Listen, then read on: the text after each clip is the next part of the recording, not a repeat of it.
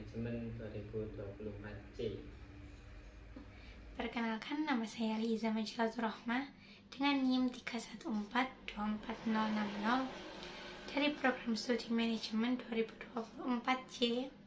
Di sini saya akan menyampaikan refleksi individu untuk memenuhi tugas ujian tengah semester mata kuliah Karakter Education.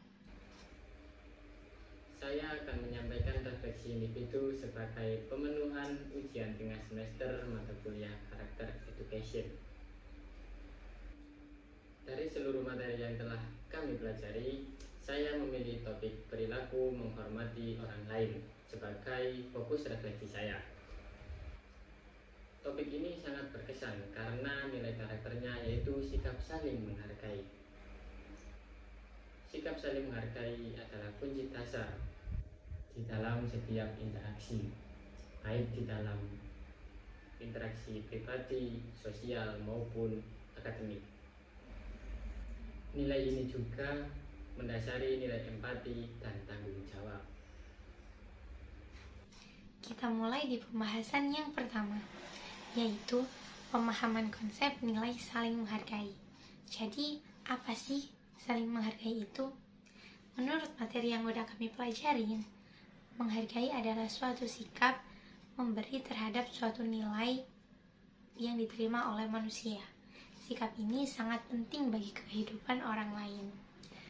Poin pentingnya, menghargai itu tidak hanya dilakukan kepada yang lebih tua saja, melainkan kita juga harus menghargai kepada yang lebih muda. Jadi, sikap saling menghargai harus dilakukan secara universal, tidak dengan memandang status maupun usia. Prinsip dasarnya sangat jelas, yaitu hargai dan hormati orang lain jika kita ingin dihargai dan dihormati oleh orang lain. Dan yang paling utama, kita harus menghormati dan menghargai diri sendiri dahulu sebelum kita menghargai orang lain. Ini adalah fondasi dari seluruh interaksi sosial. Selanjutnya masuk di pembahasan kedua, internalisasi dan implementasi nilai. Saya juga berusaha menginternalisasikan nilai-nilai dalam kehidupan sehari-hari melalui 3 cara utama yang sudah dipelajari dalam materi. Cara yang pertama yaitu berpikir positif. Saya berusaha keras untuk berpikir positif kepada orang lain. Berburuk sangka atau berpikir negatif adalah suatu hal yang aneh jika kita tidak tahu betul apa yang dipikirkan orang lain. Dengan berpikir positif, sikap dan tindakan kita terhadap orang lain menjadi positif. Selanjutnya cara yang kedua, yaitu tersenyum. Saya berusaha untuk selalu tersenyum saat interaksi. Tersenyum itu mengisyaratkan penerimaan yang tulus tanpa syarat. Ketika kita tersenyum, orang lain akan merasa bernilai, penting, dan berharga. Selanjutnya, cara yang ketiga yaitu menghindari kritik yang menghancurkan. Saya selalu mengingatkan diri sendiri untuk tidak menghancurkan orang lain dengan kritik yang membunuh.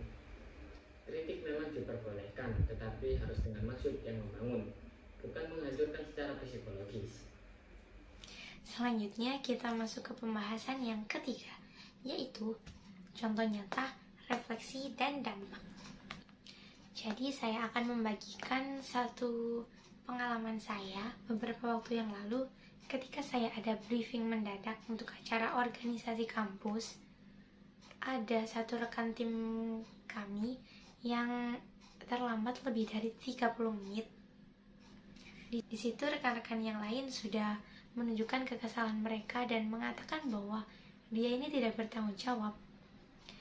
Nah, di situ saya juga sebenarnya bisa mengatakan atau menegurnya dengan keras dan tegas di saat itu juga. Tapi saya menerapkan sikap untuk saling menghargai dan empati.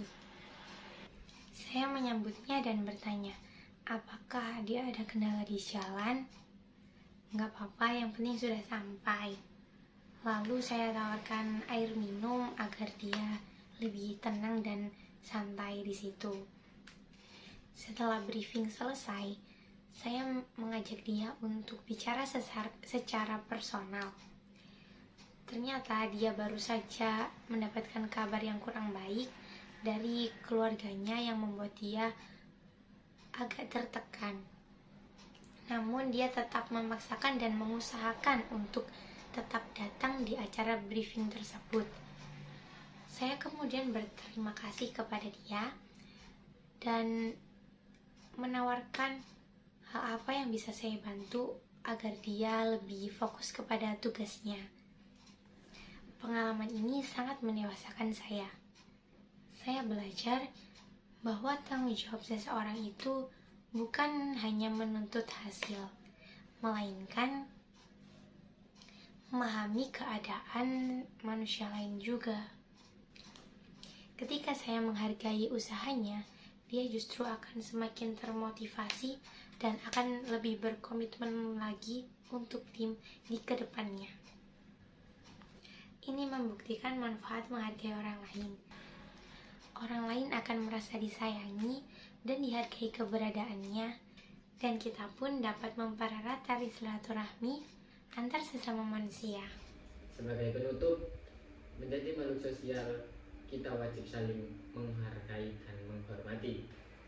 Dengan perilaku ini, kita tidak hanya menciptakan kerukunan, tetapi kita juga mendapatkan hikmah seperti pahala dari Allah Subhanahu wa Ta'ala dan menjadi motivasi serta inspirasi bagi diri kita sendiri.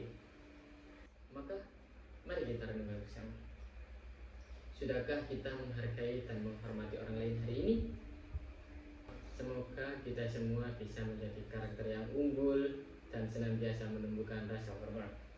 Terima kasih atas perhatiannya. Assalamualaikum warahmatullahi wabarakatuh.